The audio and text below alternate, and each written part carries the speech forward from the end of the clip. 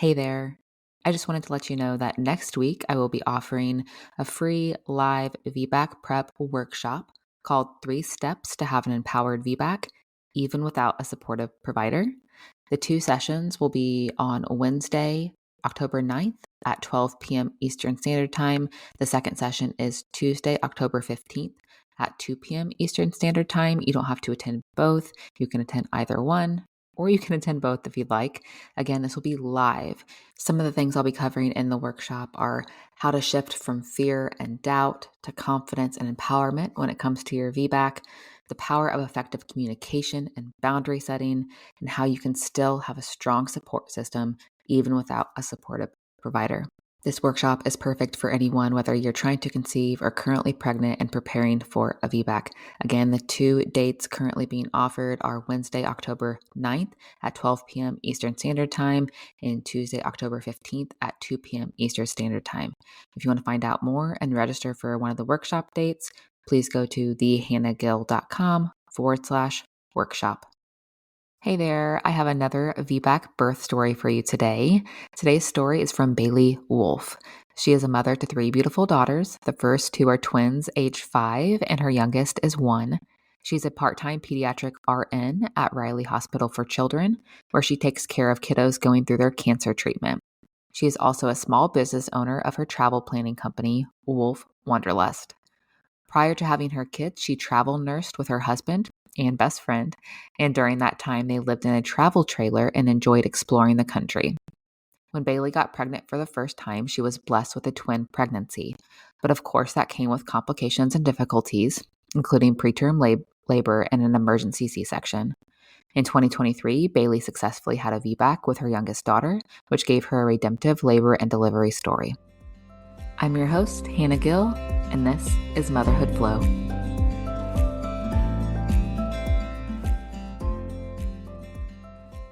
All right. Hi, Bailey. Welcome to the show. How are you doing today? I'm good. How are you? I am doing great. So if you could just go in and do a little bit of an introduction about yourself, and then we'll dive into your stories. Yeah, absolutely. So my name is Bailey Wolf. I'm 32 years old. I'm a mother to 3 beautiful daughters, crazy daughters. I have twin 5-year-olds and just turned 1-year-old. So I'm in the thick of hard parenting. I'm also a nurse the busy times. Yes, it is. I'm a nurse at Riley Hospital. I work in the outpatient infusion center for the kiddos that are going through their cancer chemo treatments.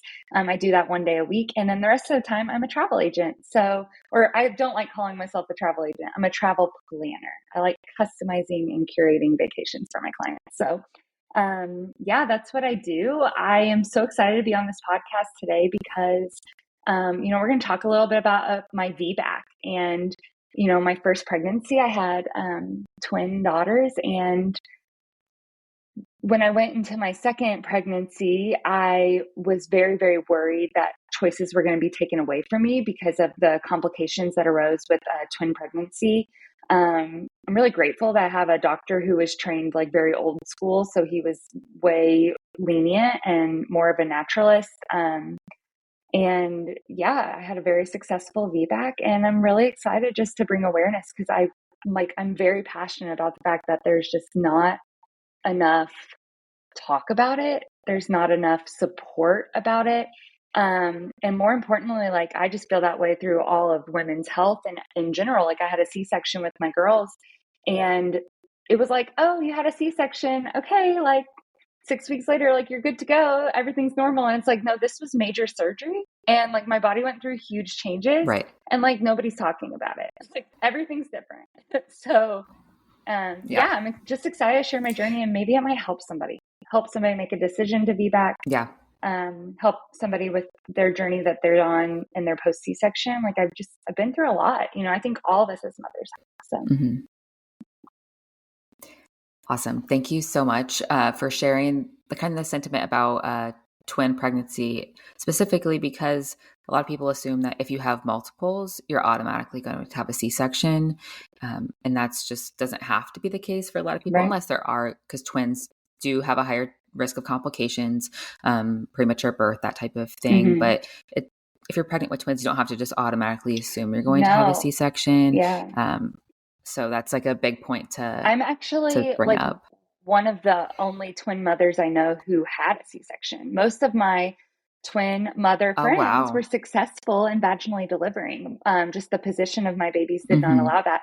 Um, and so, yeah, like we can talk about that a little bit, but I have had a lot of friends had multiple pregnancy or multiple deliveries and be successful having them vaginally, which is awesome.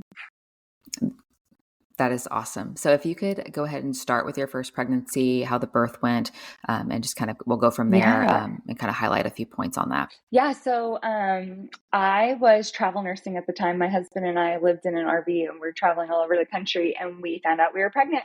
We were like so excited because we're like, oh, maybe we could keep traveling.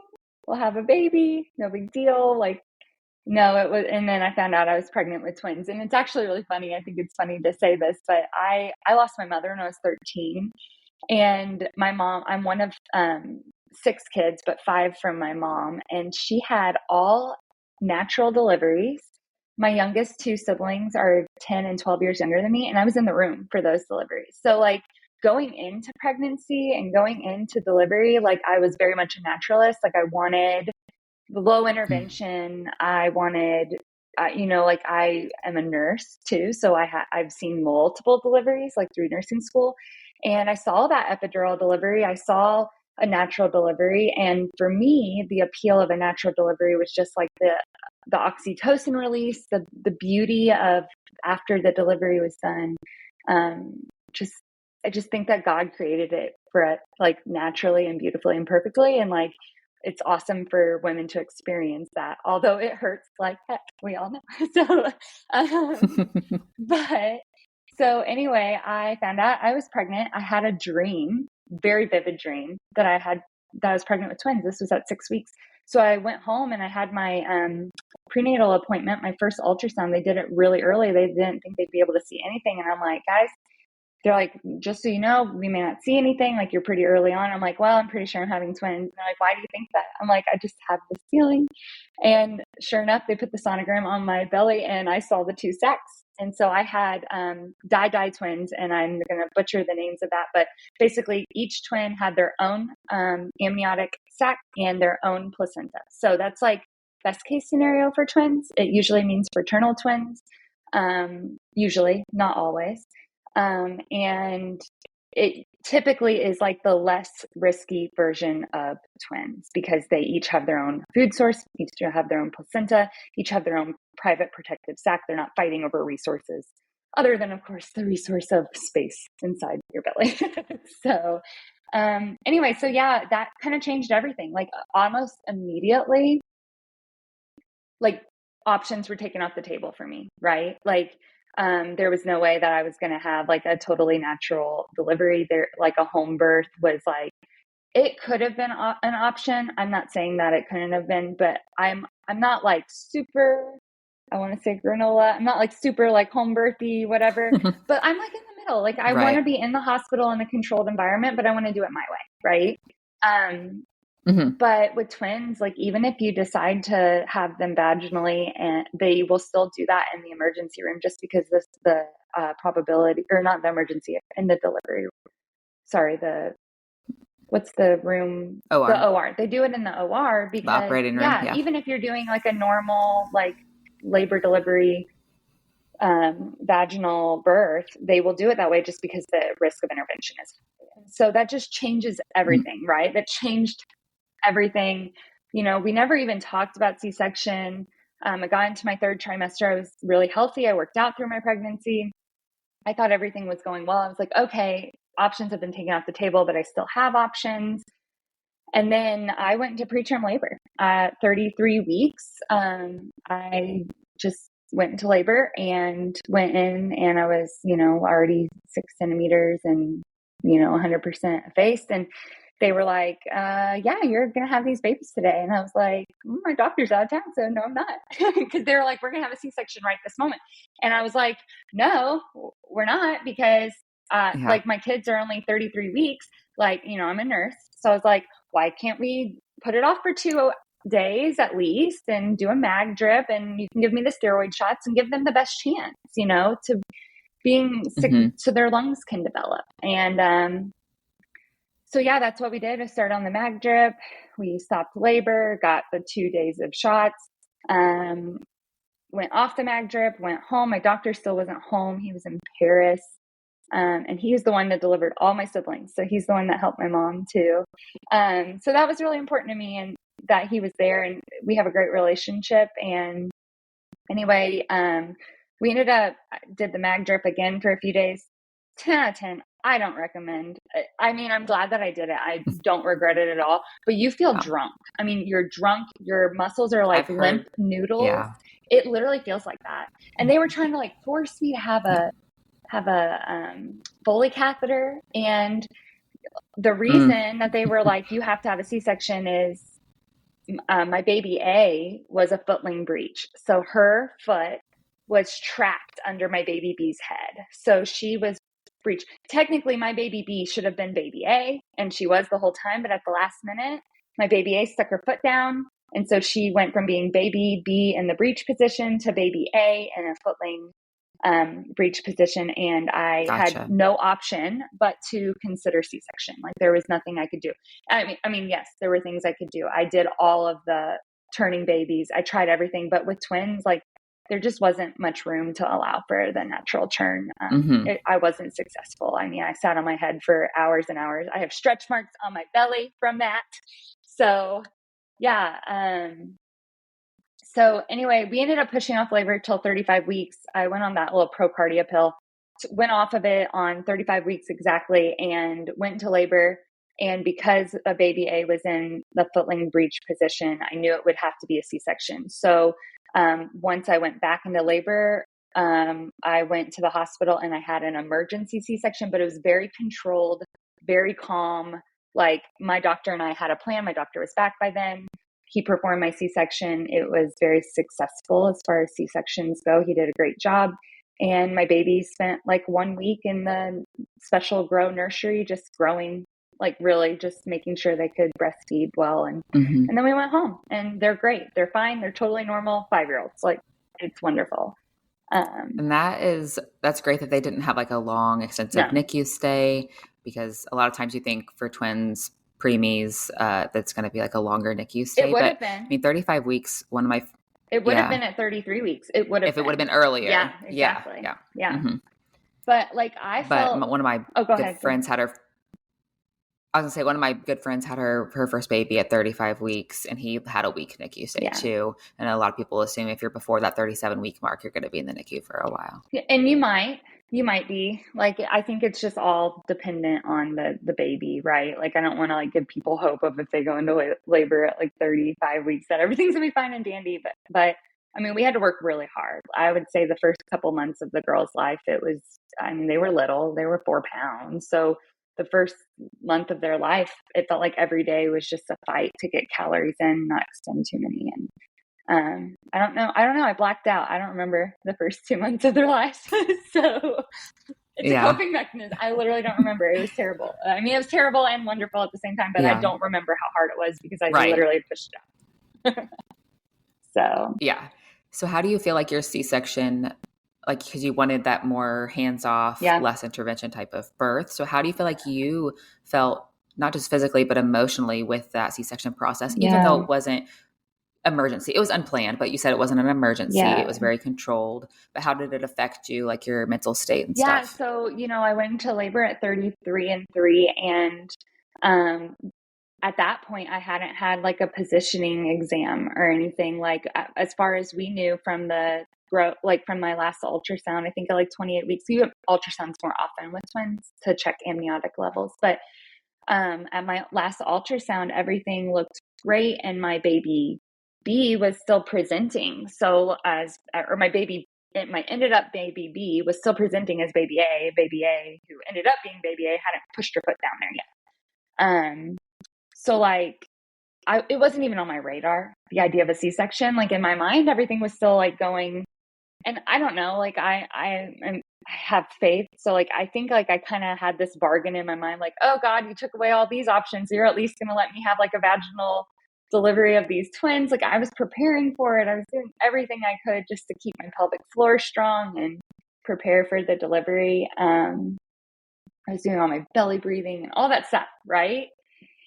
And no, like when I went into preterm labor and they did that sonogram and saw that baby A was a footling breech, and not only that, like I just knew, I think there's like a mother's intuition. Like I just knew that that wasn't going to change, even though I really, really hoped and I tried all the spinning baby things.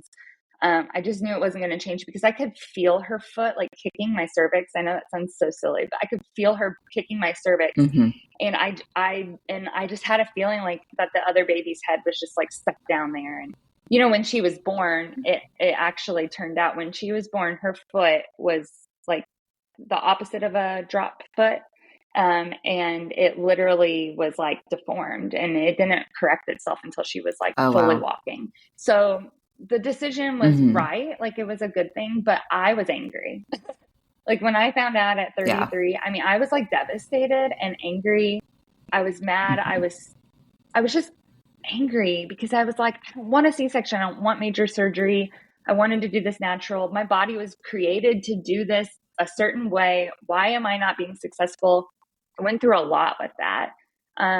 And, you know, because of my preterm labor, I was put on like modified bed rest. I was pretty much sitting in a chair in the bed. So I had a lot of time to process and cope over the next 2 weeks. And the day that we had the C-section, like going in, I had like just an undescribable peace. I think God just took that for me, the worry and the burden of it. And I remember walking into the OR, you know, folding forward for my spinal. I had a spinal, like that's how calm it was. Folding forward for my spinal, it calm, relaxed, collected, fully at peace with the idea of the C-section. Now in the postpartum period, you know, of course that kind of went away, but for the day of, it was all you can think about as a mother. You know, I think that was like my first moment as a mother, right? Like it went away from like what I wanted and what was best for my babies, and what was best for my baby was to Yeah. have the C-section, and that's okay. You know, it's okay, right? Mm-hmm. How is your physical recovery? Like you said, like during the postpartum, obviously taking care of one baby after a major surgery is one thing, taking care of two and just trying to heal from that. So, how do you feel like the physical and mental recovery in the postpartum stage was? Yeah. So, like I said, I was super active through my whole pregnancy. I worked out up until the day I went into preterm labor. Um, Not like, you know, a moderate, I had like a coach that was helping me, but um, I thought I would recover much better. And I thought, gosh, women get C-sections all the time. People choose this. It's not that big of a deal. It's a huge deal.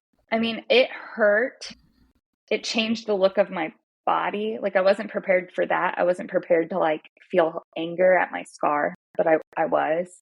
Um, as the months progressed and I was getting back into like an exercise regimen, things hurt that hadn't hurt before. It felt like I couldn't hold my pelvic floor up. I wasn't having like leaking or anything, but I would have like groin pain, like actual pain. And then sex was terrible. I mean, like painful, super, super painful.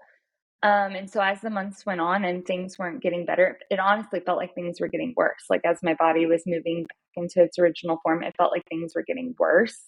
I went back to my doctor, of course, and I started like pelvic floor physical therapy. I was doing like a pelvic floor program, just trying to improve everything because I think the thing is like people think that the issue is in the scar, and like the scars, the the the adhesions can reach all the way down into like your joints and around your abdomen. It can cause constipation and, you know, bowel problems. It can cause painful sex. It can affect all those nerves down there. So it was a very long journey. It was like 6 months after I was like at the lowest of lows. Like I would get down on the floor with my girls, you know, they're 6 months at this time. So they're starting to like sit up and stuff. I would get down on the floor and I felt like I couldn't get up, like because of the Yeah. discomfort.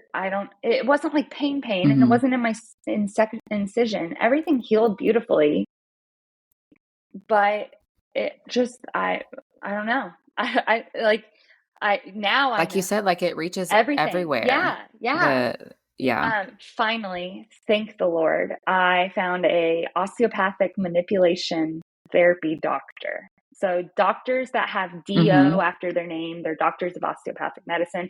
The traditional form of osteopathic medicine is this osteopathic manipulation therapy. It's where they look at your nerves down your spine. They see how it connects to every part of your body, and they make adjustments, small adjustments, like not like chiropractic adjustments, just small adjustments. I say that doctor saved my life. I still see him every few months. I literally think he saved my life. He was able to break up adhesions along my scar. He helped me with scar work. That coupled with, and I'm not trying to plug her, but Nancy Anderson's 12-week rehab, like, fixed me. I don't Mm-hmm. know, like, everybody needs to do it. It's pricey, it's expensive. She's based out of California, but it works. And Yeah. like, it just, I did these things, and her program is not unique. Like, I'm just saying, like, doing a in-depth deep core retraining program to reconnect the top of your core to the bottom of your core after C-section. People don't think you need it after C-section. You need it after C-section. So important.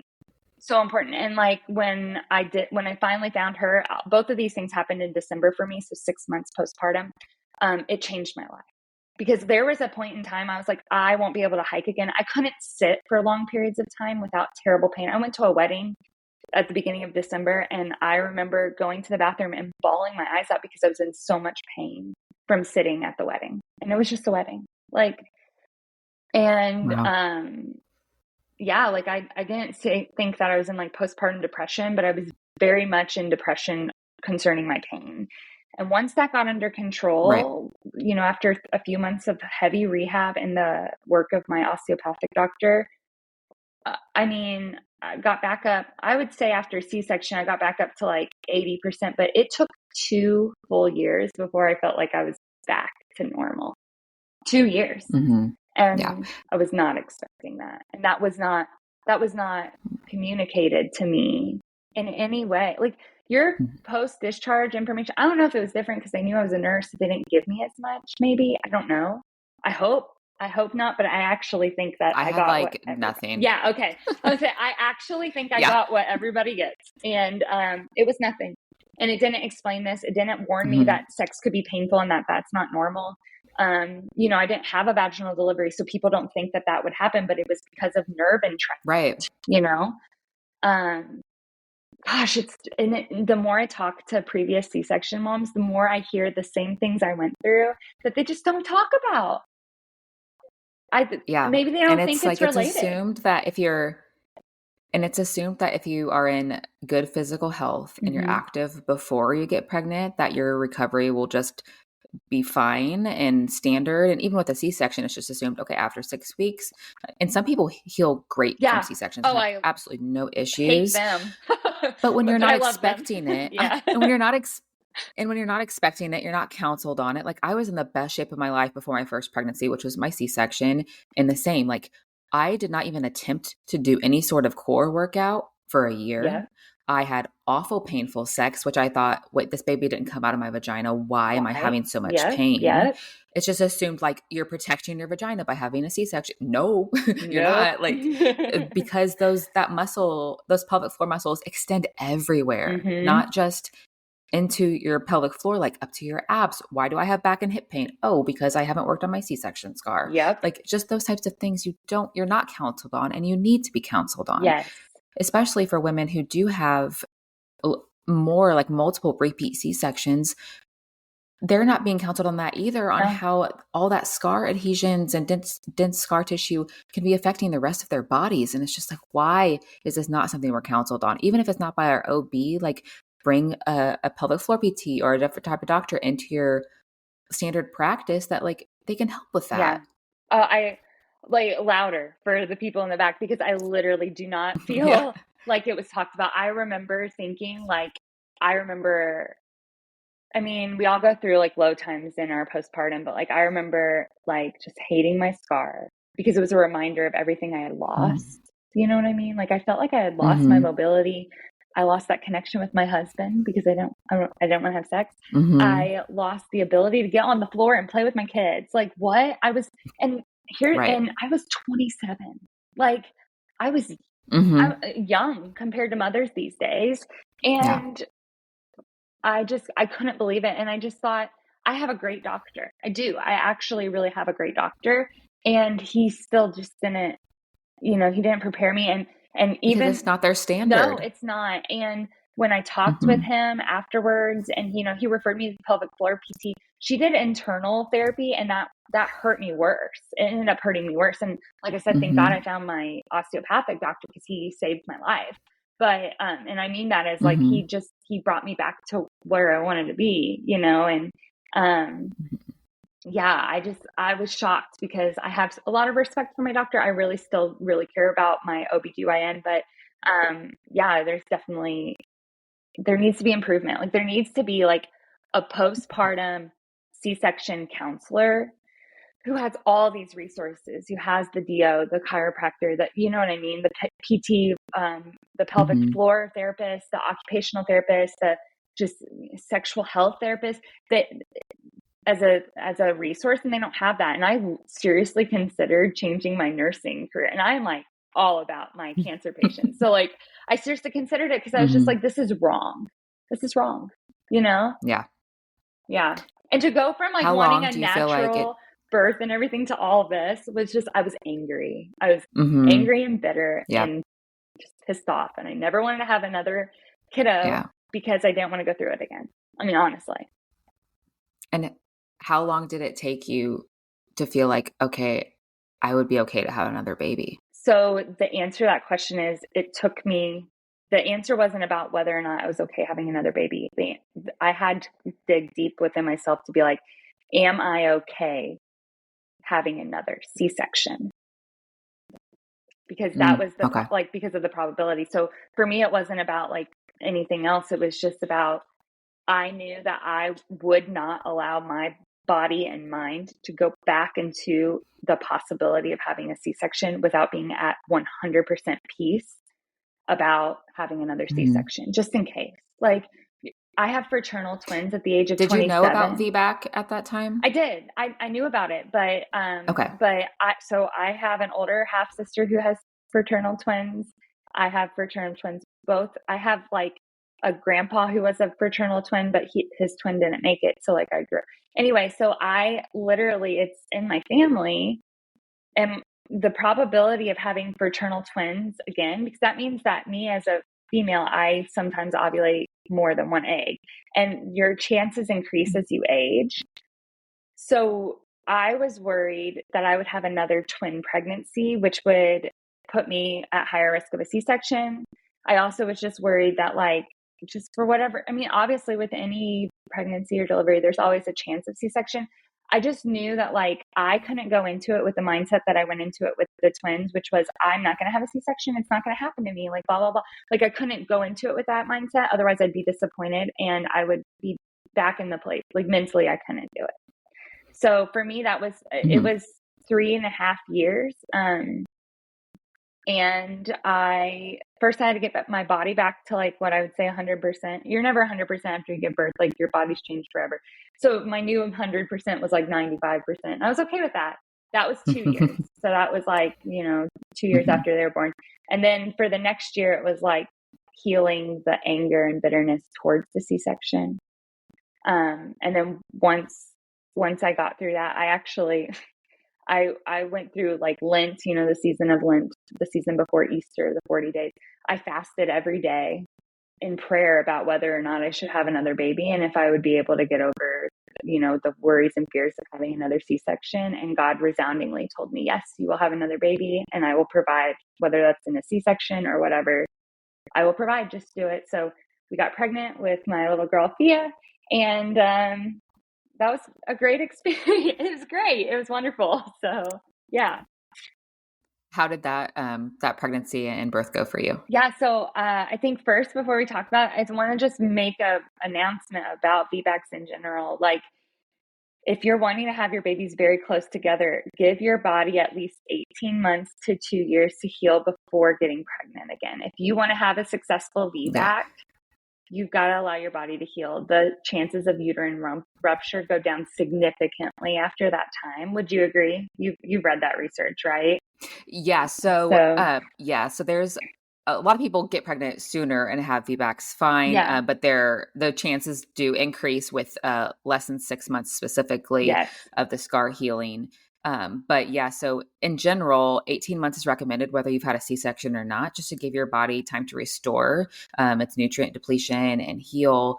Even if you're just having vaginal births and all across the board, Right. it's 18 months is recommended just by standard. But yeah, so there are women who do have VBACs with closer intervals. It's just the recommendation and Sure. is to wait until your scar is completely healed Yes. to decrease that chance of rupture. Yeah. And if you're experiencing any of the things that we experience postpartum, like heal those things first. Like it's so important, because if you try to get pregnant again and start growing your uterus and put all the pressure on your pelvic floor and all those muscles and everything, like I don't see it getting better. I mean, I just think that makes sense.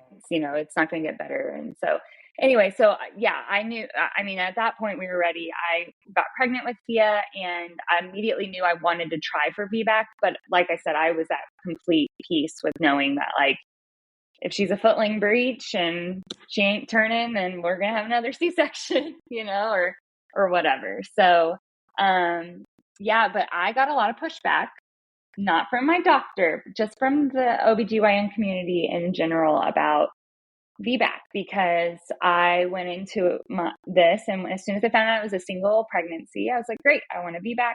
My doctor's like, you're a great candidate. Like, the only reason you had to have a C-section before was because of baby's position. Like, it wasn't because of anything with you, like blood pressure, you didn't have diabetes, whatever.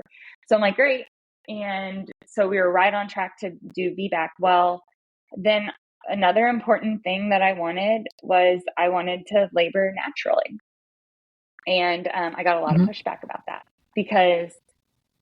and I understand, because I'm a medical professional. So you want to make sure that your clients are safe and that they're not going to be angry at you. So, like, if you're going to have a VBAC and you're wanting to do it naturally, and you have to go in at the last minute for emergency C-section, you've lost your window of opportunity for a spinal or an epidural, and you're under general anesthesia and you're not going to remember the birth of your baby. And so that was the risk. So then it's like, you had to get back in your head and be like, well, do I want to take that risk? Like, do I want to miss the birth of my baby? You know what I mean? So I grappled with that for quite a few months during my pregnancy. And that's when I decided to hire a doula, because I wanted to have somebody in the room that was on board with me. I'm a nurse again. So as we all know, anybody who's been in the hospital or have a loved one in the hospital, there are very good nurses and there are very not so great nurses. And I didn't want to be in the room with a very not so great nurse, or a nurse who's like, a by the book nurse that like didn't have any room for any natural progression, any natural thoughts, theories, being up off the monitor, walking around. You know what I mean? Like, I did not want that nurse to, like, I didn't want to have to be the voice, and I didn't want my husband to have to be the voice. My husband's a nurse practitioner. He works in the hospital in which I was delivering. He works very closely with the people. So I didn't want him to have to be that person, because that's a line that was blurry. So I hired a doula. And it sucked because my doula was not there the day that I had my baby. It was, yeah, so I hired one of the community, doulas, and I loved my doula. I picked her. I was so happy with her. She was wonderful. And, I went into labor. I was 40 and 2 with my daughter. So that's another thing, is like, if you want a successful VBAC, let your body do it. Like, don't get induced. I was totally on board with that. My doctor was too. He's like, I'll let you go to like 41 in a couple days before talking about induction. I was very grateful for that, because not a lot of doctors are that way. So I was very grateful for that. So at 40 and 2, I went into labor, and she was busy, and she offered a different doula. I had met that doula before. I did not like her. So I denied the replacement, is what happened. So it's not that there wasn't a handy replacement for me. It wasn't my preference. So I didn't take her. But God blessed me, and I had the best nurse ever, who had a C-section, or who had a successful VBAC herself, and had a natural birth after that VBAC. So she had 3 kids, and number 1 was a C-section. Number 2 was a, VBAC, successful VBAC. Number 3 was a fully natural birth. So she was awesome. She got me up and walking. It was so redemptive to my soul. But the pregnancy was a breeze. Like with my single baby, like for those of the people out there who are like, oh, I wish I had twins, like I didn't realize how hard my twin pregnancy was until I was pregnant with a single baby because I didn't know any better. That Yeah. pregnancy was hard. And I did not realize that. I just thought that's what pregnancy was. And then I got pregnant with you. I'm like, this isn't as bad as it was. I thought I hated pregnancy. I do. I don't like being pregnant, but I don't hate it as much as I thought. So that was good. Right. But yeah, I've gotten a little off track, but the You're pushback, okay. the original pushback about the natural birth was something I was very worried about. And that's why I hired a doula, because I knew that would give me the most success to potentially having the baby naturally. At the start of my day, I made that request known to my nurse, and we just took it hour by hour. I labored for a very long time. Or not very long. I mean, people labor longer than me, but I labored for a full 24 hours. And in the last 2 hours, I got an epidural at the very end. And the reason I did was actually because I started having really bad scar pain. When I hit transition, I started having like excruciating scar pain, like and I got worried, and I knew that mentally I needed to be like in the game, and I just prayed about it, and God was like, nope, you're fine. And that anesthesiologist, when he came in, I could tell he gave my nurse a look like, she's in transition, like that, this is not going to happen. And she looked at him and she goes, she'll hold still. And I did. I'll never forget her big old blue eyes staring at me, forcing me to hold still through the worst of the contractions. And I was very fortunate because they all supported what they consider like a walking epidural, no narcotics. Like it was just in very, very low dose. I was still able to move my legs throughout my labor.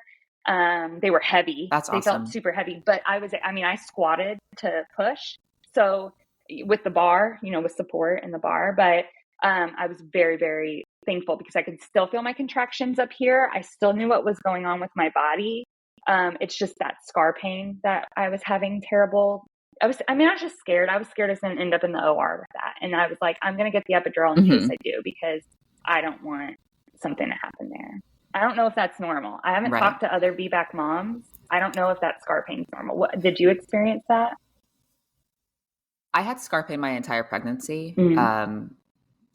For my VBAC pregnancy. So I always had scar pain there. My VBAC was unmedicated, and I don't really think I had specific scar pain. Mm-hmm. Maybe I did, but I was just used to having it during my pregnancy, so I didn't really think about it. Mm-hmm. But yeah, I've heard a lot of women say they have a lot of scar pain there. And a lot of times it's because just the stretching of like your skin and the scar in general when you're pregnant, or like the stretching and relaxation during the contractions. Because was your pain only during contractions, or was it constant? It was constant. That was the scary part. Okay. It wasn't usually relieving. That's when I decided to do the epidural, is when it didn't relieve between my contractions. Yeah, usually the one of the first signs of uterine rupture is intense, and not just in your scar, but intense, extreme pain that does not go away between contractions. Yeah.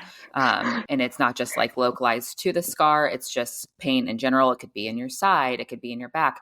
If it does not go away between contractions and it's so intense, a lot of women feel it through an epidural. So, which that's like another sign. It's like if you have an epidural and you're still feeling this, then that's probably a sign of rupture. Yeah. But I agree with like the pushback with like going unmedicated for a VBAC. And one point I want to make, and I tell this to VBAC clients and other people that are wanting a VBAC, is do you go into your first vaginal birth planning to get an epidural just in case? Some women don't. Women who want to go unmedicated for their first birth, whether they're VBAC or not, they don't say like, oh, I'm going to get an epidural just in case I end in an emergency C-section. And that's not the mentality you go into for your first vaginal birth. So it's not the mentality that we should have pushback from doctors for VBACs, because it's been shown that your chances of VBAC are higher without extra intervention. which is why a lot of women want to go unmedicated for their VBAC so they can stay up and mobile and get baby in a good position. And there's not any side effects from an epidural or from Pitocin or from whatever that Yeah. could potentially land Oh, them the in an dreaded emergency Pitocin. C-section. So Ugh. yeah, so I understand like why, I understand why people would think they would want to go unmedicated for a VBAC, and it makes me angry that there's so much pushback Yeah. because chances of VBAC will increase with the less intervention you have.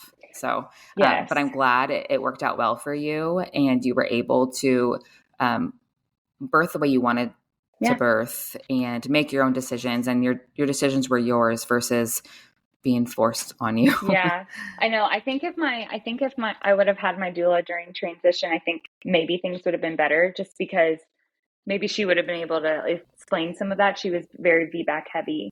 But yeah, when I started having the pain like all the time, I knew like that was like kind of a scary sign. And I don't regret it. Mm-hmm. I still feel like I got the birth that I wanted, which I'm so grateful for. But I Yeah. read, oh gosh, I'm trying to remember the name of it. Ida May's Natural. Ina May's Natural Guide to Yes. Natural I wish Childbirth. Yeah. everybody would read that because like those are some It's a really good it one. is and there are so many situations in that book that are scarier than what I went through and they were successful in like a Mm-hmm. home delivery setting and one thing I always tell myself is like when I was considering all different ways of giving birth and I just think like, gosh, like God created our bodies to do this. Like we're capable of doing it. And think of Mm-hmm. all the women before me who have like, and they've survived, and then we're all here because of it. So Yeah. like, I don't know. I really liked her approach. I liked, I liked how she, would lean into it. I learned like the deep breathing, like trying to breathe baby down. Like I knew, so Mm-hmm. my baby or my singleton baby, my last little baby, she was sunny side up and I knew she was sunny side up. And everybody kept telling me that she was not. And I just knew it because I could feel her little kicks in the front. And, they put their hand in and like, thankfully she was sunny side up and she had her chin tucked. Like, thank God. Because like the problem is when they have their That's chin good. extended. So, when they would do a vaginal exam, they'd feel skull. So they're like, she's sunny side up. I'm not feeling a forehead or a nose. And I'm like, no, she's sunny side up. And when she was born, I was really grateful in retrospect that I had the epidural because she was born sunny side up. Her head popped out and it literally popped because like the bridge of her nose like popped out of my perineum. And, it's my first vaginal. So like that's when I tore. And the cord was wrapped around her neck twice. And they were like, don't push, don't Mm-hmm. Mm-hmm. move. And I wonder, like, from everything I've read about natural childbirth, I wonder how difficult that would have been in like a natural setting versus like, because I had the epidural, I was able to really relax for a minute. Versus Mm-hmm. like I've heard, or when I read in the Ida May book, that when you crown your baby and they pop out, that like it's like innate, like you just finished the job, like that it's pretty innate.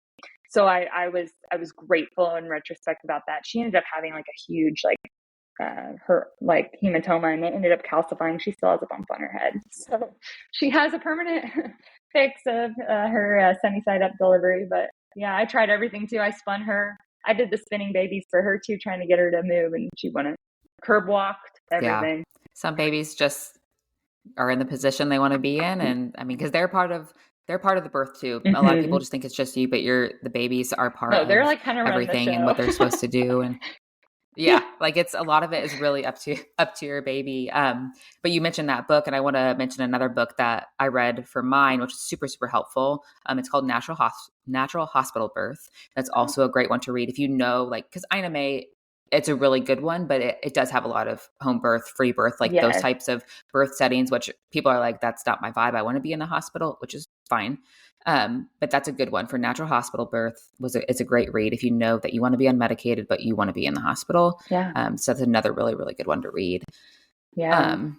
And I was going to mention as well, did you feel like, because were you with your same doctor that you had your C-section with? Mm-hmm. Okay. Because a lot of people, there is a lot of pushback with VBAC specifically, people will say, don't go to the same doctor that did your C-section Oh, because really? they're Tell more me than likely going why. to try to, yes. A lot of times because those first C-sections that happen, like I think your situation and my situation were very similar, but a lot of C-sections, primary C-sections happen because of the like excessive intervention that these doctors are like putting on women, Yes. and they could be very C-section happy. They could have a very high C-section rate. So a lot of times they'll say, don't go to the same doctor that did your C-section because it's higher chance you're going to end up in another C-section. Yeah. But I think that depends so much on the individual doctor, Mm-hmm. because my doctor was the same. Like my first birth, she did everything she could to prevent that C-section the first time. Like I pushed for 4 hours and she had like no stipulations on me, but I also had an epidural that was extremely, extremely strong. But I went back to the same doctor. I did explore other options Yeah. for my VBAC as far as providers and locations and all of that. But I went back to the same doctor. And I know that a lot of people may not be in the situation where their doctor is truly supportive of VBAC, unfortunately, Yeah. especially in Indiana where we are. And we're one of the few states that VBAC is illegal in a freestanding birth center. Like there's a law against that too. Really? You can VBAC at home and you can VBAC in the hospital, but not at a freestanding I birth didn't center know like Sacred that. Roots or something like that. Wow. That's Hmm. unfortunate. We That's have something very, we should very talk about strict. that. Yeah. Yeah, because that's Yeah. and I honestly, after, I grew up in Indiana, grew up in Morrisville, Indiana, and things are changing. People are becoming more Mm-hmm. natural. Like, I think people are just realizing like our bodies are capable, and like all this intervention is like, I ca let's talk about inductions for a minute. Like, I am Yes. so anti-induction. Like, I can't believe how many people schedule Especially if it's an elective with induction. no medical indication. Right.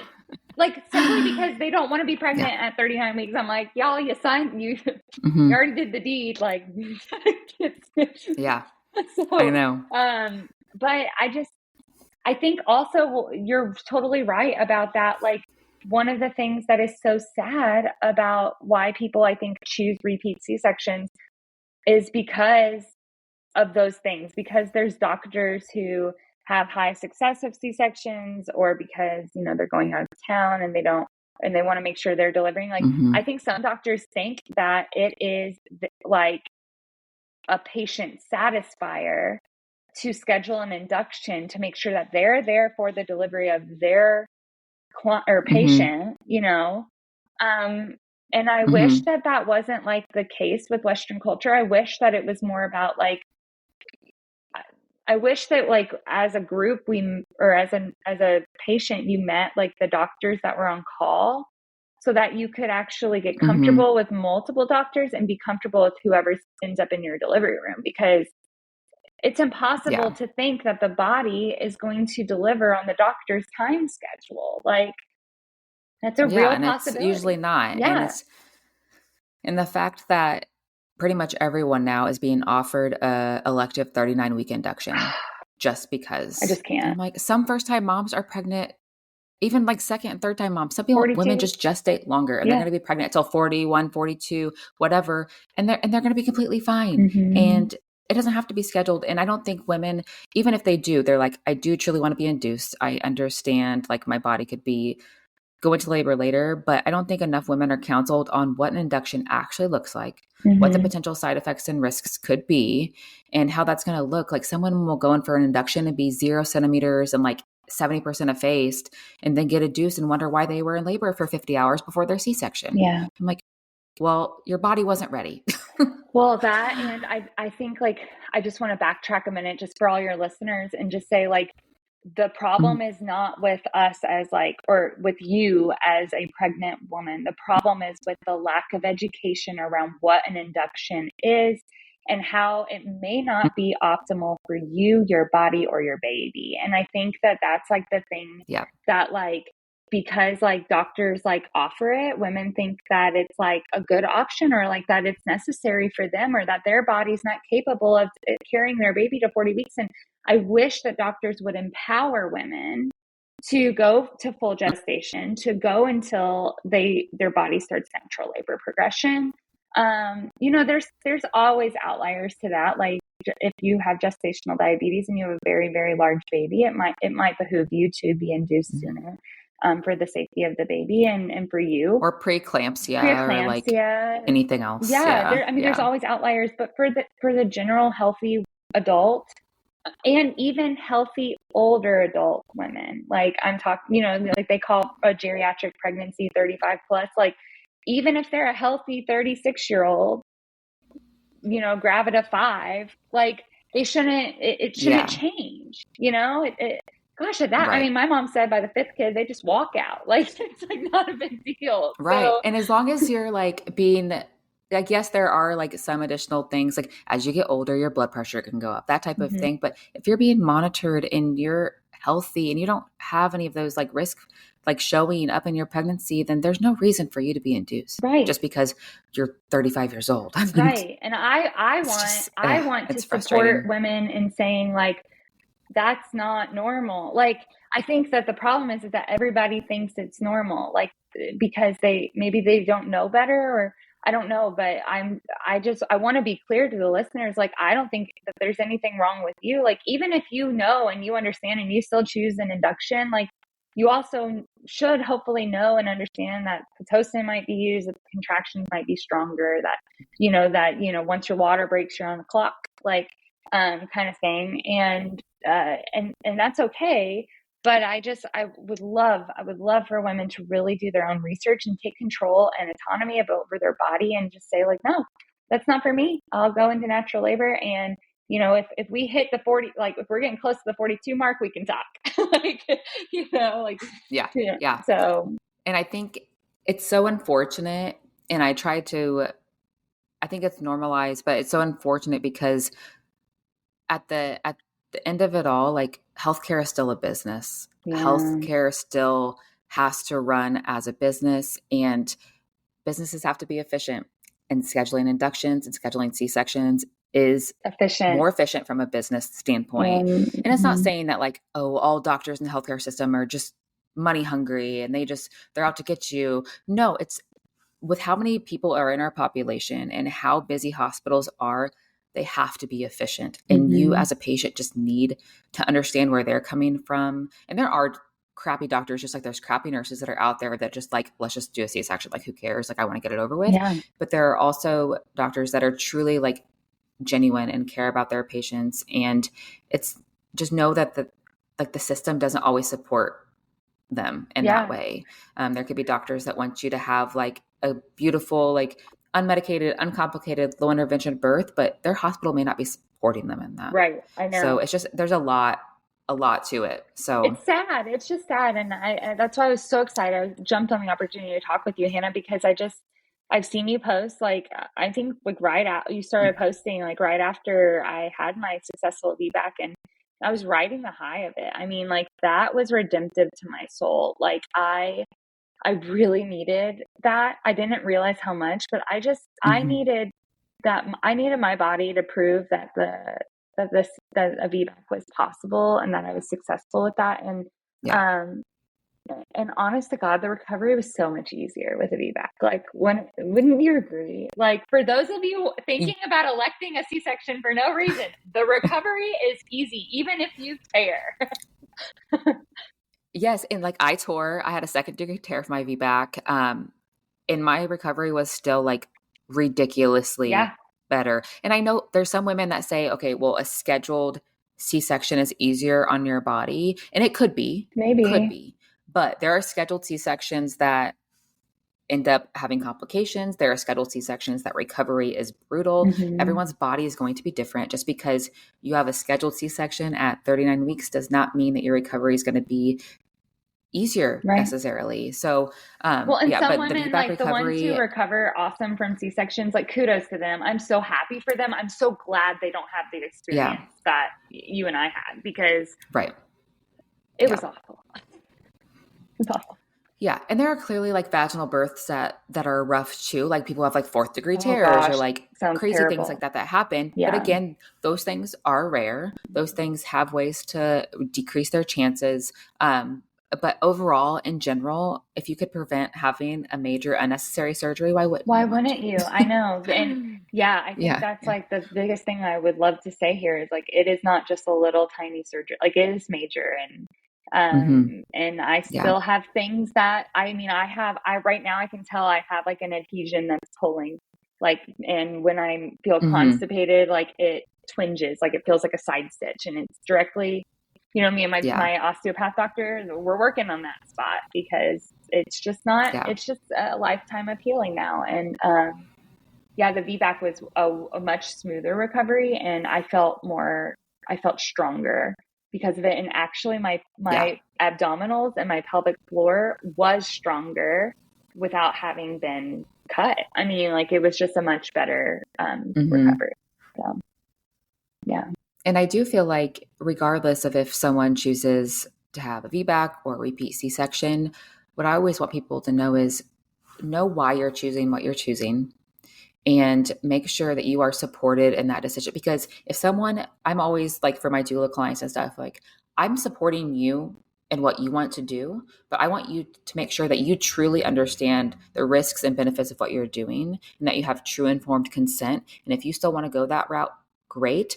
But just make sure you're making the decision and no yes. one else is trying to coerce you or force you into any Or decision. just like act like it's the status quo. Like just like, like Right. Like everyone else is doing this, so I'm going to do it. yeah, and Yeah. like all your friends have done it, so like Yeah. that's the right decision for you too. No, like yes, I love that you do that for Yeah. your clients because that's I think every woman deserves that, and honestly, it should be happening from our doctors too. It should start at the doctor, and Yeah. I It wish that should. doctors felt Hmm. like even my doctor, who I have a great relationship with, when I told him I hired a doula, he kind of like looked at me like, why? Like, and I was like, Yeah. because it doesn't matter about you. You're going to be in the delivery room for the, 8 minutes that I'm fully Hmm. pushing that baby. Like once I start crowning, then you'll show up. Like versus like Right.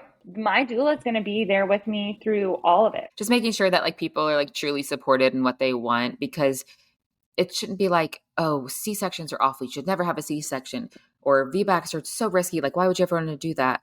As long as you are informed and you're making your decision, you feel confident and happy with that decision. Like that's all that should matter. Yeah. And Yes. it's just unfortunate that so many people are like not supporting women how they want to birth. Yeah.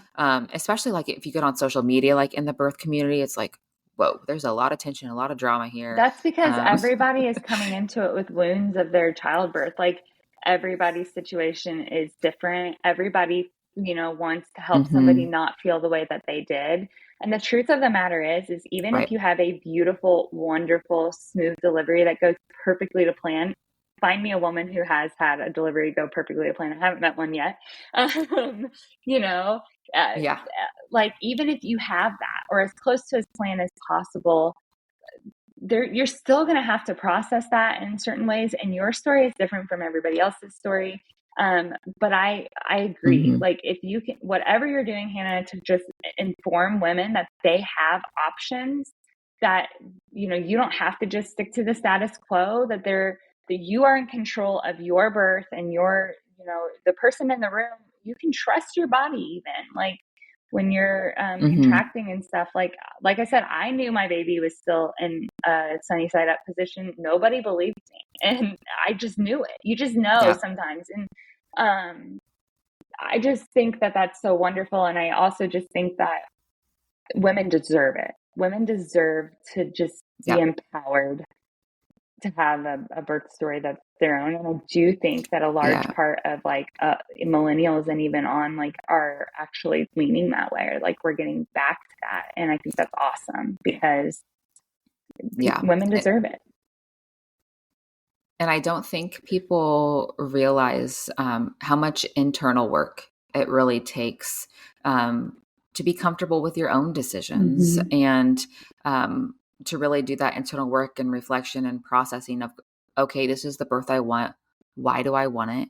How would I feel if it ended up such and such way? Mm-hmm. It just takes a lot of work to really stand up for yourself and your own To decisions, and advocate. Yep. um, to really do that. Yeah. Yep. So I there's a mental aspect to pregnancy too. Yes. Just think about it, mothers who are listening or expecting mothers. If you would fiercely stand up for your child, if Mm-hmm. you would fiercely advocate for them to not have a situation like that, like, why wouldn't you advocate for yourself? Like, don't think of it as being mean or like whatever. Like, just think of it as doing what's best for your family. Like, your birth decisions and how you bring a baby into the world are the first decisions of many that you are going to make for your family as a whole and for yourself and for your children. Yep. And you get a say in that. You're the mom. You're the boss. Yep. Yep. Mm-hmm.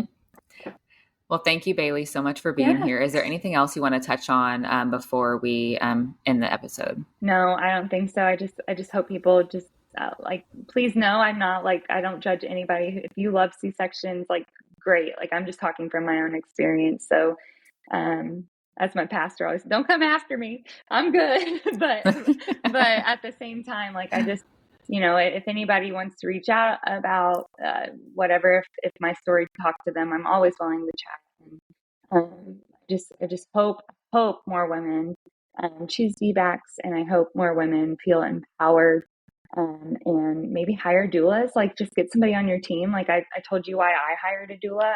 She didn't show up, or she didn't make it, but like, she did. She actually made it when I started pushing, so she was there. But like, I'm glad I just had her. I'm glad I had her as a tool leading up to it. Like, she was there leading up to it, and afterwards she took pictures. It was really sweet. So yeah, it's so cool what you're doing, Hannah. I wish you a lot of success, and I wish your podcast a lot of success. And I know some people who are going to show up on your podcast, and everybody has unique perspectives. And it's just such a great opportunity for women to just listen to other people's stories. And, you have one too, like every woman who's listening has a story too, and your story is important and your experiences are important. And I pray and hope that everything goes the way that you want. Really, please get that perfect birth story for me. I want more of those. You just finished another episode of Motherhood Flow. For more, head over to thehannahgill.com or on Instagram @thehannahgill. As a reminder, this podcast is provided to you for educational and entertainment purposes only. It should not be considered a substitute for medical advice. Until next time, keep flowing.